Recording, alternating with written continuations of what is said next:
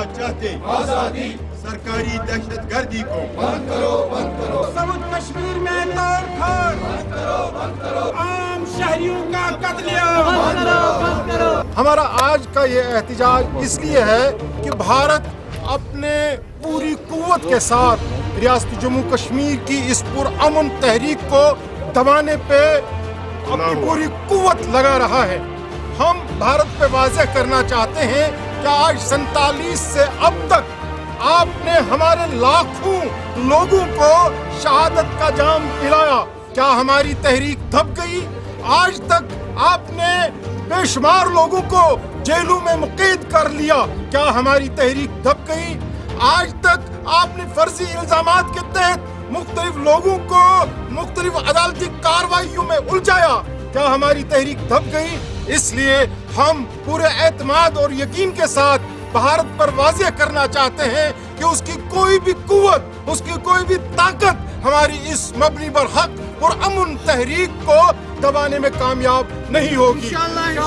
ہماری یہ تحریک ظلم اور جبر کے خاتمے تک جاری رہے گی۔ ہماری قیادت نے تہیہ کر لیا ہے، ہم امن کے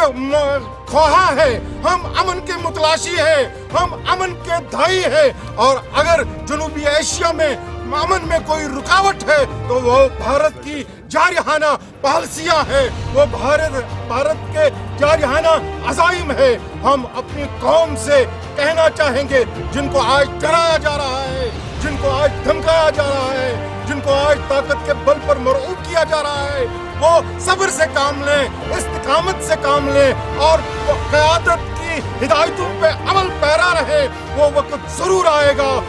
آئے گا جب ہماری یہ تحریک منزل سے ہمکنار ہوگی کہ NIA نے آج نئے لوگوں کو نئے الزامات کے تحت بک کرنا شروع کر دیا ہے، نئے لوگوں کے خلاف نئے FIR درج کرانے کی کوششیں کی جا رہی ہیں۔ ہم کہہ رہے ہیں کہ ہم ان فرضی الزامات سے ہماری قوم آگاہ ہے، اور ان کو معلوم ہے کہ یہاں کوئی بھی ایسی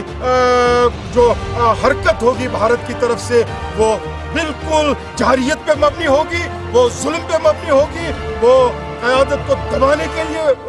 ہوگی، لیکن ان کی قیادت جو ہے وہ عوامی قیادت ہے، وہ عوامی حقوق کے حصول تک جدوجہد جاری رہے گی۔ عام شہریوں کا قتل بند کرو بند کرو۔ آپ دیکھو دنیا والوں، جنوبی کشمیر میں ماؤں کے ساتھ، بہنوں کے ساتھ، بچوں کے ساتھ، بزرگوں کے ساتھ یہ ہندوستان کی آرمی کیا سلوک کر رہی ہے۔ اور میں دنیا سے کہنا چاہتا ہوں، اس انسان کو جس نے کل کہا جب ہمارا ایک یہاں صحافی